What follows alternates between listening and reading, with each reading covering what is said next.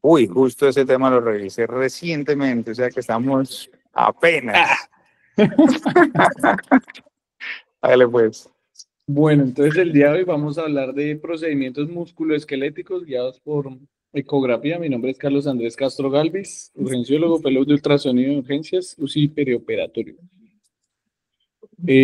Pues este es nuestro texto guía que con esto hemos basado las charlas durante todo este periodo. Y que es importante tener en cuenta, pues que a nivel de los procedimientos musculoesqueléticos, a nivel pues general, son realizados por médicos de diferentes especialidades. Eso incluye urgenciólogos, fisiatras, cirujanos, ortopedistas, internistas, familiaristas y especialistas en medicina deportiva. Y estos usualmente se buscan o lo que tienen como intención es aliviar el dolor, estudiar la tendinosis calcificada, explorar las fracturas, abordar las luxaciones y, sin embargo, estos procedimientos se han tratado como de hacer por reparos anatómicos y no siempre han sido exitosos y esto pues genera una problemática que tal vez con el ultrasonido se puede resolver aumentando la probabilidad de éxito. Entonces poco a poco vamos a ir desarrollando los diferentes procedimientos que podemos realizar en este escenario. Entonces siempre la ventaja va a ser la visualización directa del área afectada. Se puede hacer aspiración, inyección y siempre pues visualización de la aguja. Vamos a tener un mayor éxito del procedimiento e incluso la combinación con sedación puede permitir mayor facilidad para la ejecución. Para este escenario, siempre pues se han configurado como un preset de músculo esquelético que va a tener pues un transductor lineal. eh, Y este pues nos va a permitir ver como el tejido más superficial de una forma más clara. Sin embargo, se puede hacer uso de otro tipo de transductores o ajustar la neumología para mejorar la profundidad de este transductor lineal y así poder tener la mejor imagen posible para realizar nuestro procedimiento. Entonces, para empezar, pues vamos a hablar de la aspiración e inyección de las bursas. Es importante tener en cuenta que en este escenario estas se pueden ver inflamadas debido a infecciones, trauma, uso excesivo o trastornos del tejido conectivo. Las ventajas de la visualización ecográfica es que vamos a poder tener una guía para la colocación de la aguja y las aspiraciones que nos va a permitir el análisis del fluido y la infiltración de anestésicos locales o analgésicos en estos escenarios. En cuanto a la anatomía, es importante localizar el lado, se localizan pues realmente al lado de las articulaciones y su función es amortiguar y eliminar la fricción de las mismas. Estas van a estar revestidas de una membrana sinovial y llenas de líquido viscoso que tiene una apariencia anecoica. Algunas son comunes en la tensión aguda.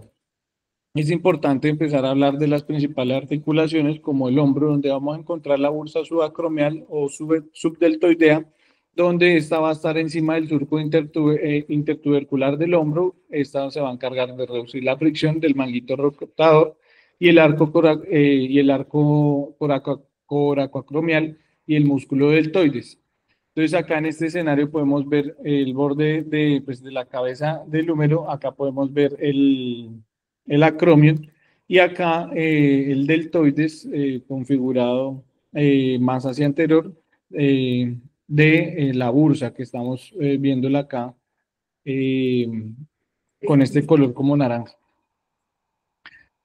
En cuanto a la cadera, vamos a encontrar que la bursa trocantérica o subglútea mayor está ubicada lateralmente al fémur proximal entre la inserción del músculo glúteo medio y el glúteo menor en el trocánter.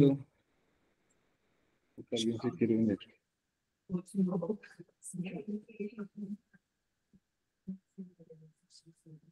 El profe se le desconectó.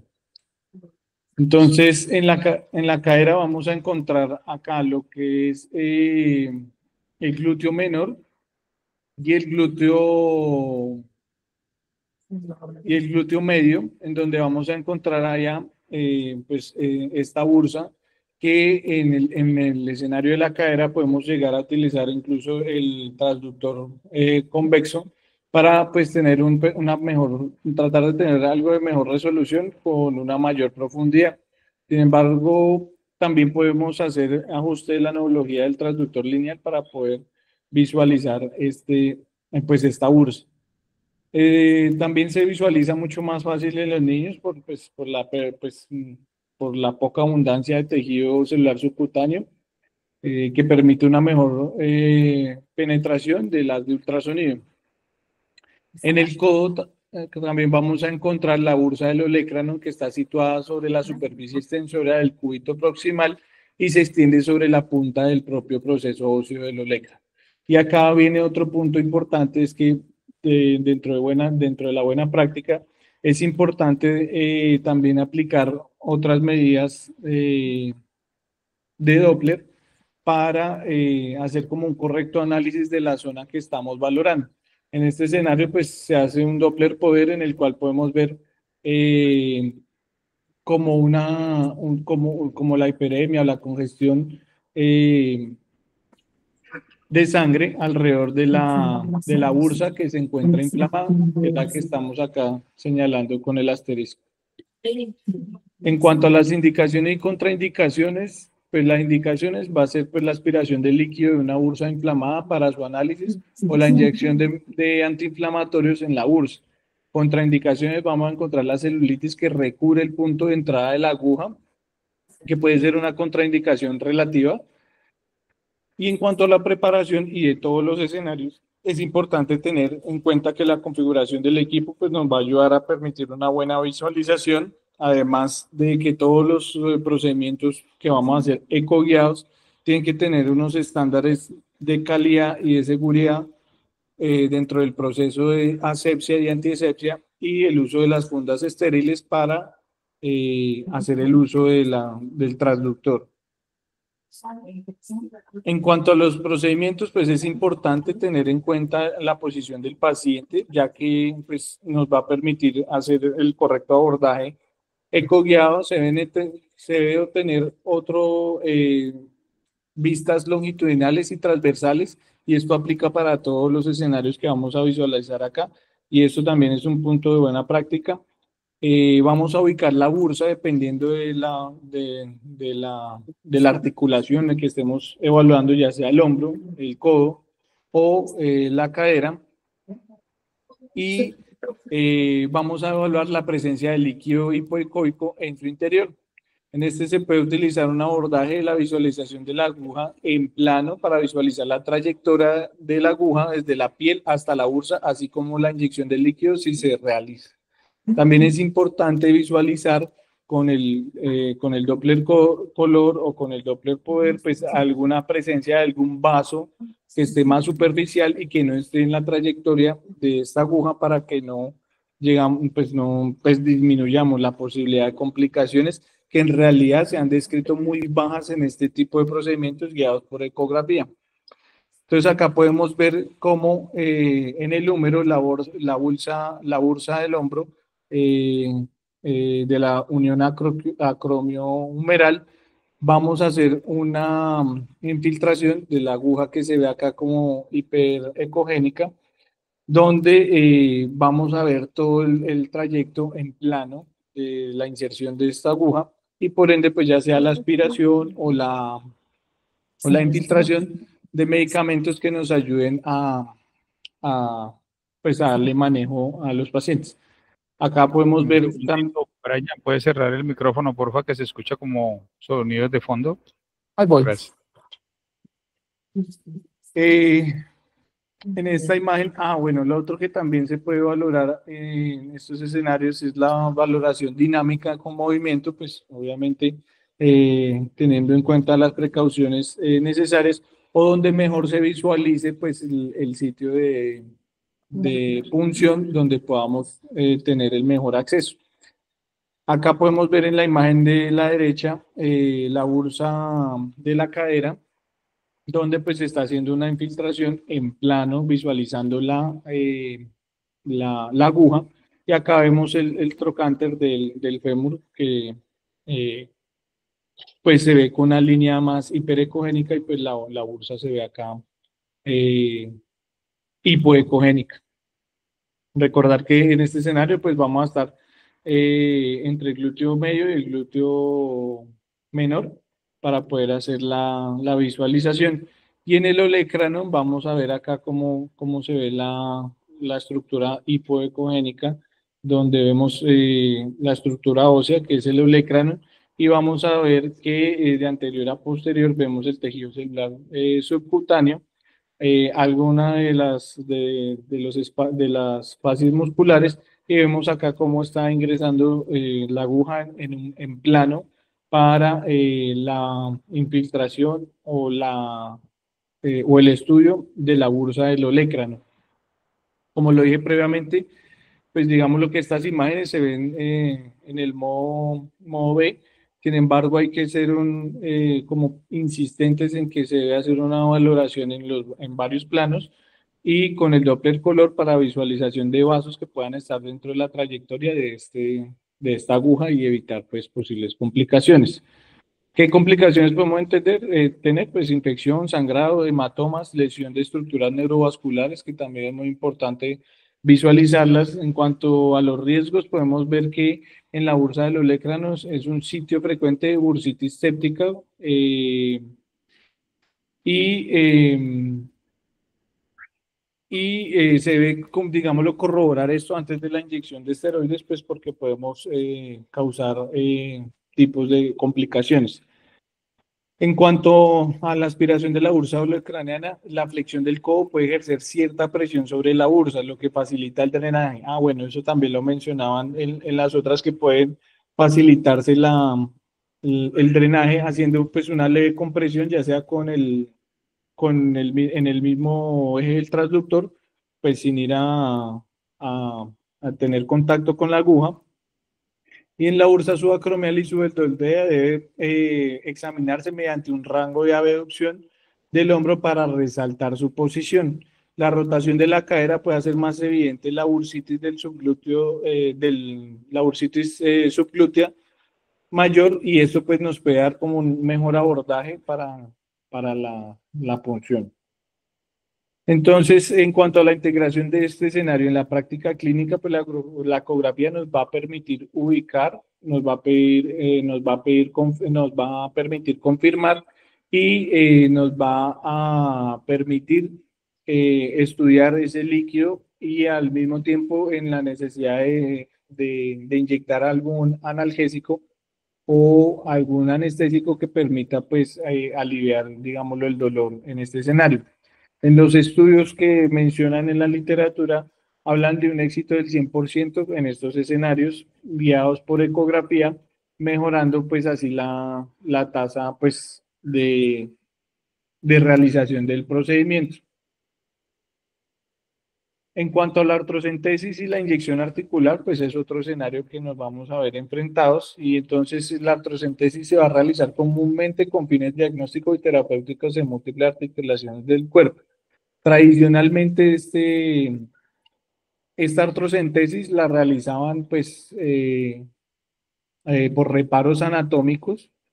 Sin embargo, pues en algunos escenarios podría llegar a ser difícil, no visualizábamos vasos, no visualizábamos estructuras neurovasculares, lo que podrían causar lo que podría causar complicaciones en el procedimiento.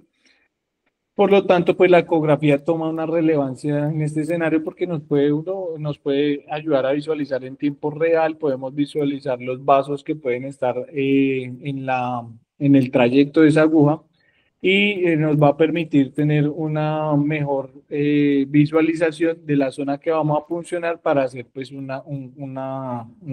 correcto procedimiento.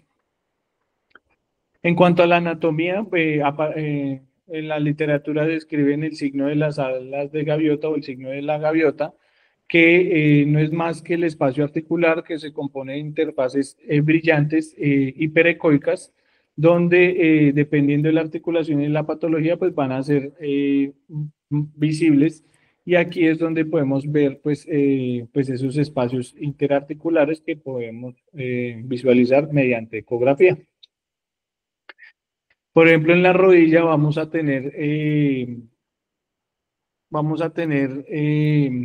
por ejemplo,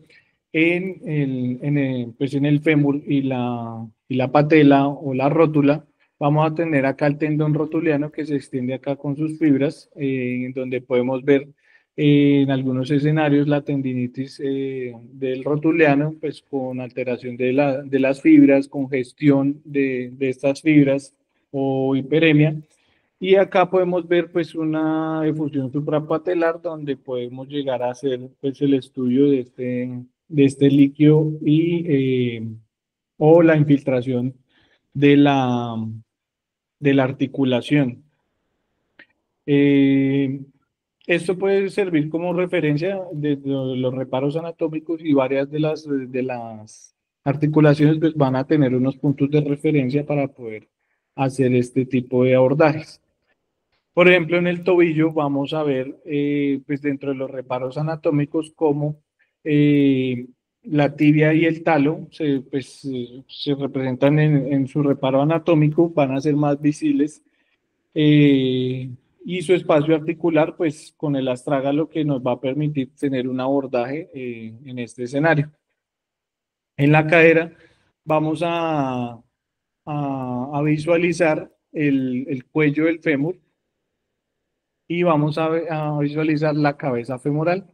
Y acá podemos ver pues un líquido en la cadera o una efusión de la cadera que puede ser susceptible de drenaje, de estudio o de algún tipo de infiltración si se considera algo inflamatorio. Y acá podemos ver el cuello del fémur. Incluso en las articulaciones metacarpofalángicas también podemos visualizar esos espacios interarticulares donde pues acá apareciera impresión aparte de lo que es el signo de la gaviota, donde vemos esa interfase hiperecogénica de las articulaciones, viendo pues acá la falange y la articulación metacarpofalángica. Acá podemos ver la presencia en algunos escenarios de líquido o sí, de líquido que puede ser susceptible de estudio o incluso, como veremos más adelante, en algunos escenarios podemos ver algunos trazos de fracturas que nos pueden orientar nuestro diagnóstico. En cuanto al codo, pues también vamos a tener la fosa del olecrán, que es la que visualizamos acá con la cápsula de la unión articular. El derrame del codo se puede visualizar en varias ubicaciones, incluido el receso anular, la fosa coronoidea y la fosa olecraniana. Y acá podemos también visualizar hematomas, efusiones, inflamaciones que podemos evidenciar en los diferentes escenarios clínicos. En el hombro, pues la articulación glenohumeral, vamos a ver, perdón, la articulación glenohumeral, que usualmente siempre están, digámoslo, articuladas y que también puede ser otro de los escenarios donde puede llegar a tener utilidad la ecografía, viendo pues que no estén articuladas, sospechando pues una luxación que veremos más adelante. Esta puede visualizarse desde un bordaje anterior o posterior y se han descrito varios abordajes diferentes para la guía de la aguja. Desde el abordaje anterior de la cabeza humeral es visible profundamente y lateralmente a la apófisis coracoides. Desde el abordaje posterior la fosa glenoidea es visible medialmente a la cabeza humeral. Entonces acá podemos ver el abordaje anterior donde vemos la apófisis coracoides y la cabeza humeral. Y acá el abordaje posterior donde vemos la glenoides y la cabeza humeral. En la unión acromioclavicular, digamos lo que pues, relativamente podría ser una articulación fácil de valorar, es muy superficial y situada al borde lateral de la clavícula, donde acá podemos ver incluso pues superficialmente cómo entra la aguja hacia el espacio intraarticular, donde pues se va a hacer pues el estudio. Entonces acá vemos parte de lo que es el acromion perdón, la clavícula y el acromion. Y acá pues, vemos la articulación acromioclavicular. La muñeca también es susceptible de ser valorada ecográficamente, donde principalmente vemos que el radio distal es uno de los, digámoslo, uno de los escenarios donde más se ha estudiado a nivel ecográfico. E incluso pues podemos ver el escafoides. En algunos escenarios la fractura o la disrupción de esta línea hiperecogénica puede ser visualizada a través de ecografía, lo que pues no solo nos habla de la visualización de la articulación eh, entre el radio del escafoide o el radio distal y el escafoides, sino pues también nos puede ofrecer ayudas diagnósticas en este escenario de las sospechas de fracturas. Usualmente se ve mucho mejor en los niños, pero en los adultos también se ha descrito bastante literatura en esta articulación.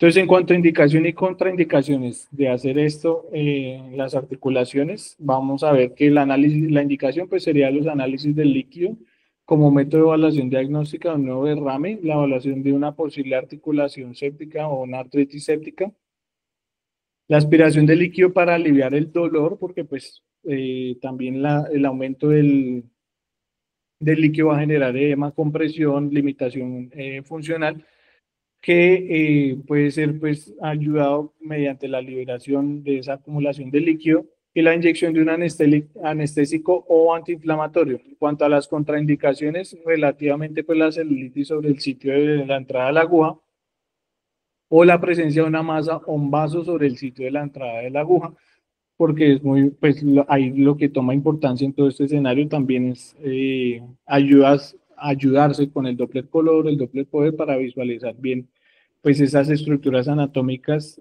que rodean. En cuanto a la preparación y de todos estos escenarios que hemos mencionado, pues como lo dije previamente, se basa en una preparación de una técnica estéril. Lo ideal es también la comodidad tanto del evaluador como del paciente para poder hacer el procedimiento. Se debe colocar la sonda pues, de ultrasonido sobre la articulación de interés y se debe confirmar la apariencia típica de un espacio articular. Y ante la duda uno puede hacer exámenes comparativos como para tener más certeza de la visualización.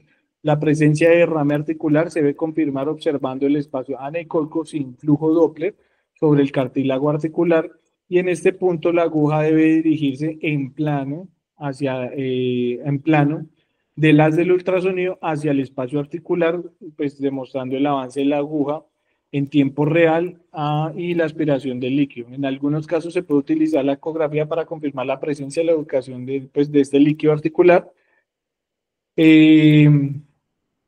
Y pues las técnicas más viables en este escenario es uno, pues la visualización en plano, la técnica con el Doppler color para visualizar posibles vasos que estén alrededor y pues obviamente que la área anecoica pues no tenga un flujo Doppler confirmando pues con seguridad pues, la presencia de ese líquido que puede ser susceptible de aspiración. En cuanto a las complicaciones, lo mismo, infección, sangrado, hematoma, lesión de nervios, vasos y tendones. Hay que tener en cuenta unas consideraciones como el derrame articular puede ser hipoicoico o aneicoico, pues por la presencia de residuos, alguna reacción inmunitaria, infección y otras causas y los derrames articulares deben comprimirse bajo la presión de la sonda, lo que va a favorecer pues, parte de su liberación y de su absorción. Eh, también es bastante factible realizar una aspiración articular estéril utilizando una guía ecográfica en tiempo real y no permita que la introducción de la sonda ecográfica pues altere pues la esterilidad del procedimiento. Es por eso que también es importante tener en cuenta este punto de buena práctica donde tenemos que hacer pues un procedimiento pues, con las buenas condiciones de asepsia y antiasepsia. En cuanto a la reducción de fracturas, también me llamó la atención este escenario donde pues de pronto pasa muy desapercibido porque pues vemos en la práctica diaria pues que no es de uso rutinario, en donde, como lo dije previamente, los rayos distales son los más comunes evaluados mediante ecografía, tanto en adultos y niños, y la ecografía en este escenario tiene un poder de ser más precisa en este tipo de fracturas, sobre todo en los niños, e incluso nos puede ayudar a favorecer la reducción eh, que tradicionalmente se hacía a ciegas. Y esto pues lo podemos evaluar ahí en tiempo real sin necesidad de pronto de intervenciones adicionales, como lo podremos ver acá en este escenario. Entonces acá en el lado izquierdo podemos ver una fractura mínimamente desplazada en el radio distal, y acá en el lado derecho podemos ver una fractura que tiene, pues está bastante desplazada o tiene varios trazos de desplazamiento, donde pues se está perdiendo la pérdida, o hay una pérdida de la continuidad de esa corteza del hueso. Entonces, pues eso denota una fractura. También es muy importante en este escenario una correcta valoración del radio, o bueno, del área donde está la fractura, donde lo que buscaremos es, a través de la ecografía, como hacer una representación de una imagen tridimensional, haciendo varios puntos de insionación, tanto anterior, posterior y lateral, pues que lo mencionaré también más adelante. Indicaciones mencionan ahí que cualquier fractura que pueda visualizarse claramente en la ecografía, más comúnmente la de radio distal, con o sin fracturas cubitales asociadas. En cuanto a las contraindicaciones, pues las fracturas expuestas, de modo que el gel del ultrasonido entre en contacto pues con el tejido, pues que va a causar seguramente algún tipo de complicación. Como lo decía previamente, la preparación de este escenario, hay que evaluar la fractura con el ultrasonido con diferentes imágenes en el eje longitudinal. Entonces acá podemos ver en la imagen A como la vista postero anterior, donde tenemos la valoración casi pues del dorso, del radio. Vamos a pasar a una imagen B, que es la imagen antero-posterior, donde tenemos en supinación la mano y la muñeca para poder visualizar, y el antebrazo, para poder visualizar esa parte anterior y posterior de la superficie ósea del radio, y una vista lateral que podemos verla pues con una posición del brazo, perdón, del antebrazo y el radio en una posición neutra. A veces también puede ser útil la proyección transversal, donde fuera pues, de la imagen longitudinal, pues podemos hacer un corte, una ventana transversal para pues tener, digámoslo, mejor eh, visualización o configuración pues de esa fractura. Entonces el procedimiento, la reducción debe proceder de forma habitual. Una vez lograda la reducción adecuada, se debe utilizar la ecografía para evaluar la fractura en múltiples planos, teniendo en cuenta las proyecciones previamente mencionadas, anterior, posterior, anterior, lateral, y en algunos casos, pues en el plano transversal. Si la ecografía aún detecta desplazamiento de la fractura, se debe realizar un segundo intento de reducción, y los pasos 2 y 3 se pueden repetir tantas veces como sea necesario hasta lograr la reducción adecuada. Una vez lograda la reducción, se debe entablillar pues, al paciente y solicitar unas radiografías posteriores a la reducción, y cuando los dos extremos de las corticales fracturadas estén alineadas con un desplazamiento o angulación mínima o nula del hueso, pues ahí se consideraría que se ha logrado pues esta reducción. La fractura debe examinarse, como lo dije previamente, en los planos mencionados, anteroposterior, lateral y posterior anterior, para confirmar una reducción adecuada. En cuanto a las complicaciones de esto, también cabe recalcar que en este escenario es importante eh, destacar pues, la hemorragia, la hematoma, la lesión de las estructuras neurovasculares y la lesión de los ligamentos. Al igual que todo lo que hemos valorado, es importante pues hacer el color, el Doppler color, evaluar los posibles vasos que estén alrededor y las de estructuras neurovasculares para no irlas a lesionar con la reducción. También podemos hacer, como vamos a ver más adelante, pues que esa reducción sea menos dolorosa a través de la infiltración de anestésico local, que en combinación con algo de sedación, pues podría ofrecer un mejor beneficio para el paciente, una mejor comodidad y una mejor tasa de éxito de realización del procedimiento. Si el intento inicial de la reducción no tiene éxito, utilice la ecografía para determinar qué otras manipulaciones necesarias podemos hacer en este escenario. Si se realiza la reducción, se debe asignar pues un asistente a la ecografía.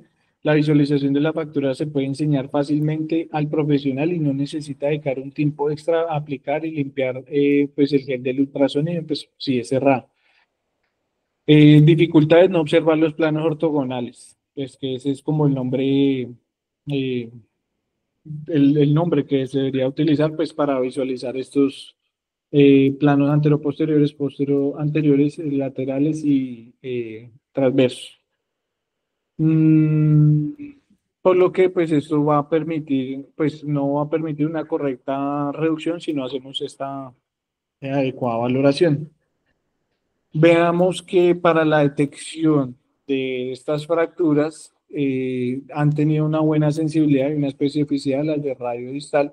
Y en cuanto a la reducción, pues va a tener una mejor alineación, menor necesidad de fijación y pues tiene un mejor rendimiento en las áreas de pediatría donde pues por tejido celular subcutáneo, por características de los niños, pues va a permitir una mejor visualización de este tipo de fracturas. Este bloqueo de los hematomas me pareció también importante porque acá hace referencia de algunos hematomas secundarios pues a este tipo de lesiones en donde pues lo ideal o en lo que se centra este escenario es la reducción o el control del dolor. Tradicionalmente pues, se realizaba esto sin el uso de imágenes y el médico palpaba el sitio de la fractura e introducía pues ahí la aguja para intentar aspirar la sangre del hematoma y confirmar pues la colocación correcta de la aguja. En cuanto a la anatomía, pues es importante poder visualizar el hematoma que puede verse pues en cualquier zona anatómica con la fractura. Se emplea con mayor frecuencia en las fracturas de radio distal, pero también se ha descrito en otras fracturas. La indicación sería cualquier sitio de fractura accesible, fácilmente visualizable con ecografía y la contraindicación va a ser la visualización de una vasculatura que impida el acceso de la aguja para hacer pues, el drenaje, la infección de la piel y los tejidos blandos que recubren ese lugar de entrada, el compromiso neurovascular que requiere una revisión urgente de la fractura o alergia al anestésico local. Entonces vean que acá volvemos a traer a colación esta imagen donde podemos ver una fractura que está levemente desplazada y una muy desplazada, en la cual pues lo ideal es planificar el procedimiento con las visualizaciones ortogonales, teniendo en cuenta que el paciente esté cómodo y que nosotros también estemos cómodos para la correcta visualización de esas fracturas y el hematoma. Si hay vasculatura significativa o si el lugar de la fractura no se visualiza bien, pues definitivamente no se debe realizar el procedimiento. Si se considera que el lugar de la fractura accesible mediante ecografía, pues el clínico puede estar preparado para la realización de este abordaje. Y lo que dicen es que pues, ante la comodidad del evaluador, pues ese ecógrafo debe estar en el extremo opuesto del paciente en una posición que permita al clínico visualizar la pantalla sin girar la cabeza. La profundidad y la ganancia pues van a estar ajustadas a priori en función de que podamos visualizar estas imágenes y poder hacer el abordaje correcto.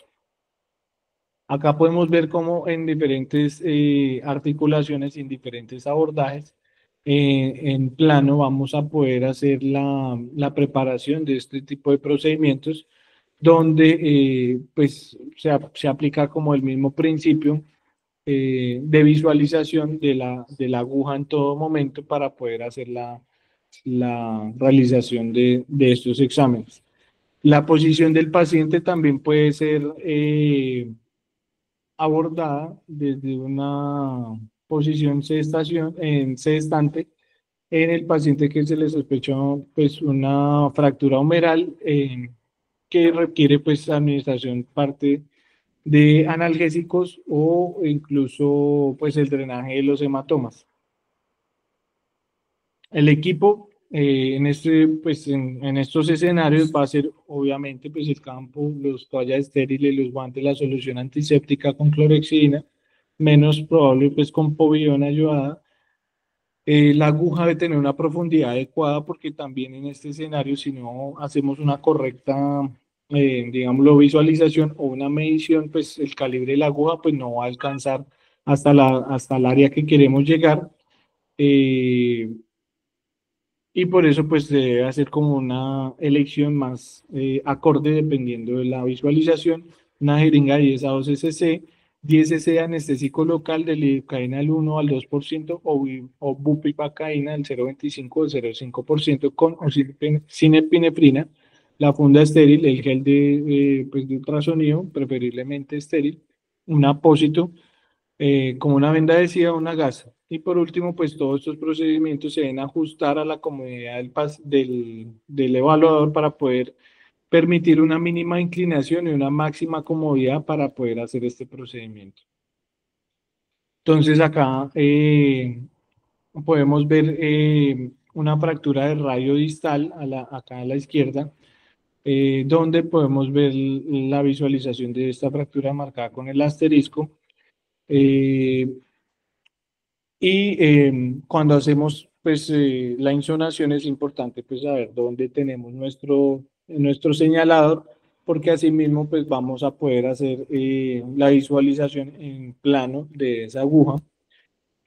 También se debe visualizar en todo momento la punta de la aguja y el sitio donde estamos insonando. Y previamente yo le añadiría a estas imágenes pues la visualización a través o utilizando el Doppler color o el Doppler o el Doppler power para visualizar sobre todo vasos superficiales o algún paquete neurovascular que se pueda llegar a atravesar en estos sitios. Eh, También es importante como dentro de de las complicaciones que podemos hacer de no tener eh, de un buen sitio de inserción de la aguja es que podemos disecar esa piel o esos tejidos celulares subcutáneos y no llegar a tener pues una analgesia o un procedimiento que es adecuado. Las complicaciones de esto, pues dolor, sangrado, la toxicidad por los anestésicos locales y principalmente si estamos ante un vaso sanguíneo que no hemos visualizado y, pues llegamos a entrar o a funcionar ahí, pues podemos tener un efecto adverso pues secundario a la toxicidad por anestésicos locales. Pero en realidad en todos estos escenarios que he mencionado previamente, no, las complicaciones han sido muy pocas y no han sido derivadas tanto pues, como de la utilidad del ecógrafo, sino más bien como del operador.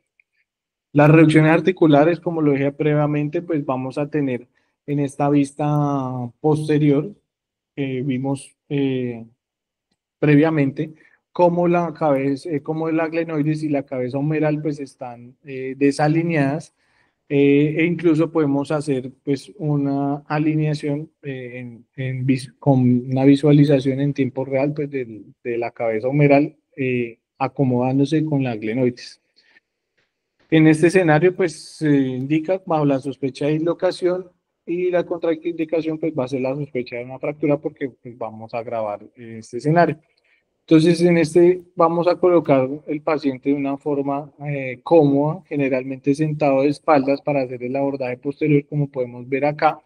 El ecógrafo debe ser colocado al frente del paciente y ahí del operador de manera que pues nosotros estemos visualizando desde atrás hacia adelante pues todo el procedimiento. Vamos a visualizar la cavidad glenoidea y la cabeza humeral para confirmar la luxación y la reducción debe procederse de manera habitual, pues según la maniobra que se considere. Una vez se considere que se ha logrado la reducción adecuada, se debe utilizar el ecógrafo para reevaluar de nuevo esa articulación utilizando el mismo enfoque previamente descrito. Los cuerpos extraños acá los mencionan como una detección, como un desafío clínico y representa un área de riesgo médico legal para los profesionales de salud en muchos ámbitos. El dolor, la sensibilidad, el enrojecimiento y la hinchazón pueden ser indicadores de infección o de cuerpo extraño, absceso o incluso los tres. La ecografía permite distinguir estas entidades y puede proporcionar información cuando la exploración física y las imágenes convencionales radiográficas no son concluyentes. Y en esto pues podemos ver en esta imagen de la izquierda que es importante tener en cuenta la anatomía, donde vamos a ver de anterior a posterior la dermis, el tejido celular subcutáneo, los músculos y el hueso. Y al diferenciar dentro de estas capas la presencia de un cuerpo extraño, ya sea metálico o incluso plástico o de madera, que los metálicos pues van a dar esa imagen hiperecogénica y algún efecto de reverberación, y los plásticos y los de madera pueden llegar a dar una imagen hipoecogénica con un efecto de sombra acústica posterior que también pues, nos debe hacer sospechar en este escenario. Indicaciones, pues cualquier cuerpo extraño sospechoso, contraindicaciones en caso de un área abierta o muy contaminada, se debe tener cuidado de asegurar que el transductor esté cubierto con una funda estéril y que se utilice gel estéril para el contacto de piel o tejidos blandos. En cuanto a la preparación, pues lo ideal siempre con la sonda de alta frecuencia, el gel estéril, y acá pues mencionan las pinzas de cocodrilo, el bisturí, los ganchos para tejido y otros instrumentos.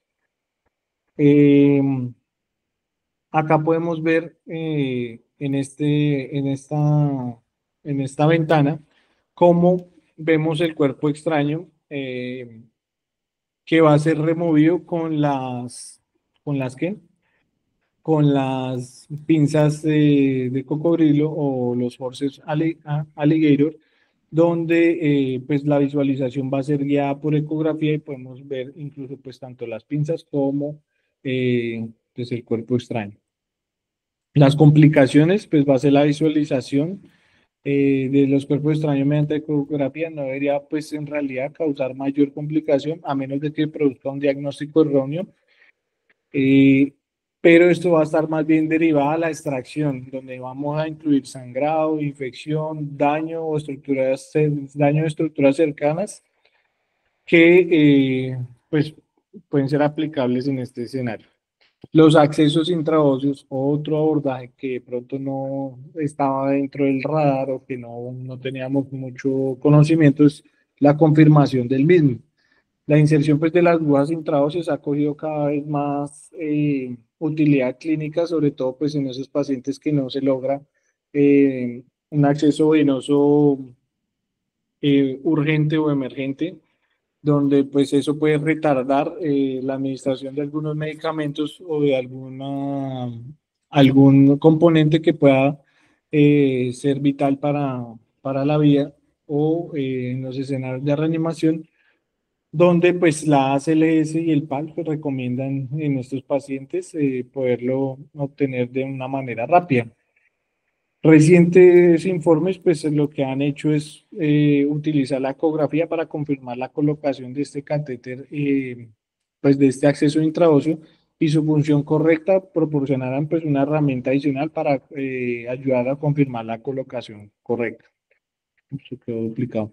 Se utilizan comúnmente en varios sitios para la colocación intraósea. En niños pequeños se recomienda la tibia proximal, en adultos y niños mayores se pueden utilizar la tibia distal, el húmero proximal, los maléolos o el esternón. Ecográficamente la corteza ósea será fácilmente visible como una línea ecogénica brillante o hiperecogénica en la profundidad de la piel y el tejido blando.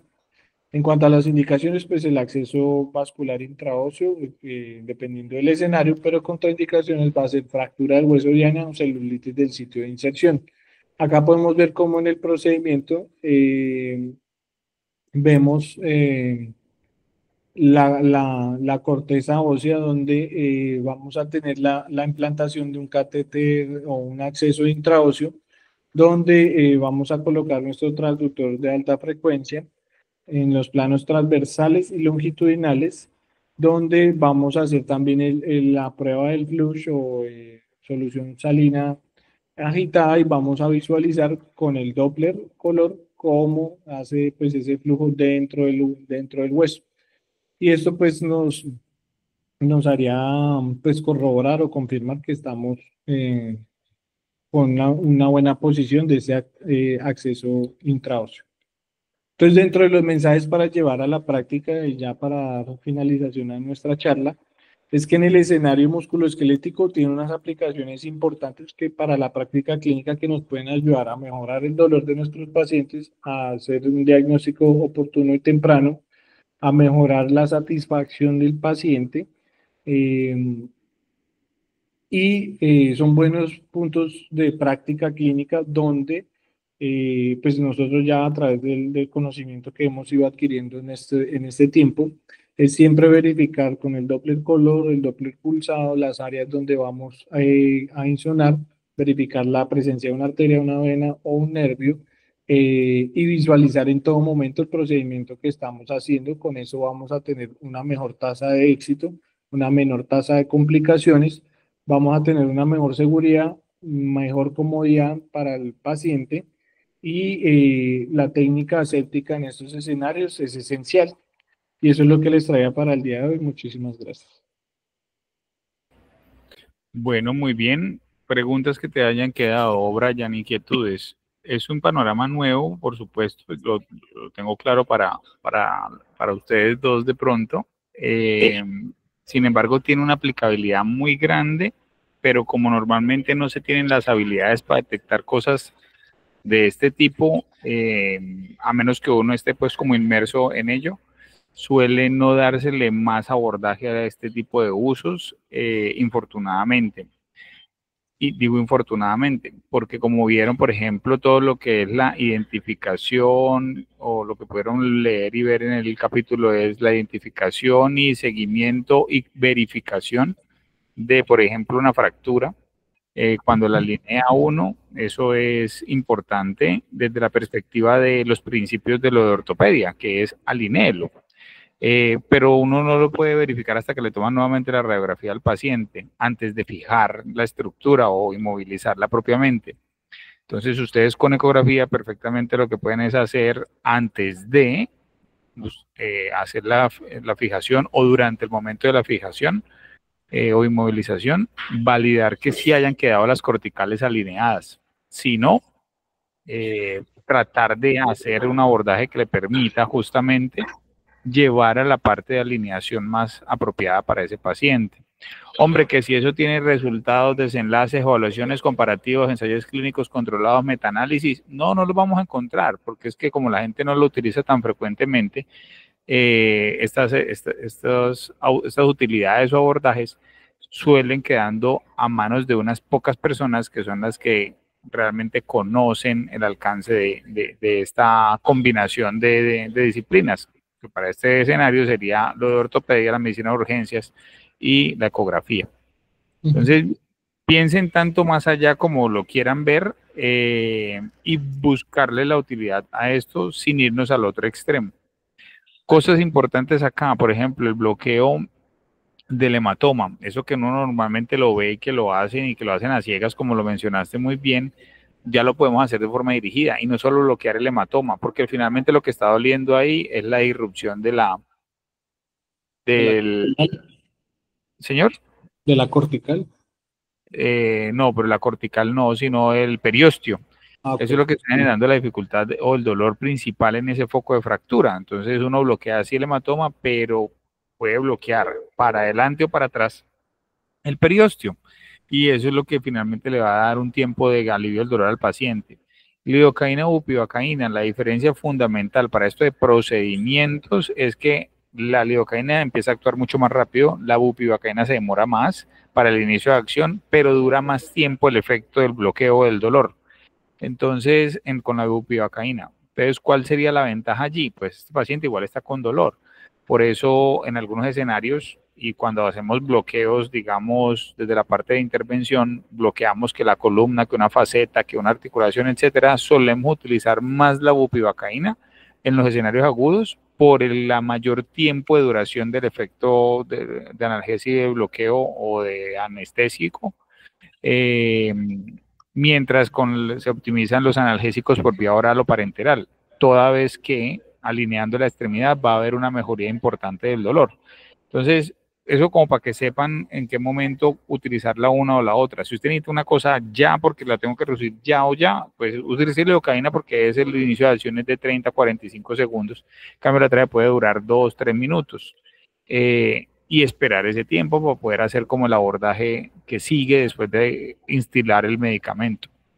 Eso es como parte fundamental del bloqueo en el hematoma o cuando lo utilicen para hematomas. Cuando lo utilicen para drenar, por ejemplo, un quiste sinovial, porque llegan los pacientes de urgencias por eso, o cuando llegan por un dolor articular de esos que tienen osteoartrosis crónica, pues osteoartrosis crónica, osteoartrosis u osteoartritis, y tienen mucho derrame articular, uno incluso les puede, al momento que está sacándoles el líquido de la articulación, en ese mismo momento instilarles algún analgésico, como por ejemplo bupivacaína, como por ejemplo lidocaína, o en el caso de los quistes de Baker, pues uno los puede esclerosar y es con pues, todo lo que sea utilizar esteroide y dentro de la articulación está dentro del espectro de la escleroterapia. Entonces usted identificó el quiste, lo puncionó, lo aspiró, eso toca con una aguja gruesa siempre, porque eso no es líquido líquido, eso es una baba. No sé si lo ha tocado verlo, pero eso es como un engrudo. Entonces imagínense sacando un engrudo con una aguja 21.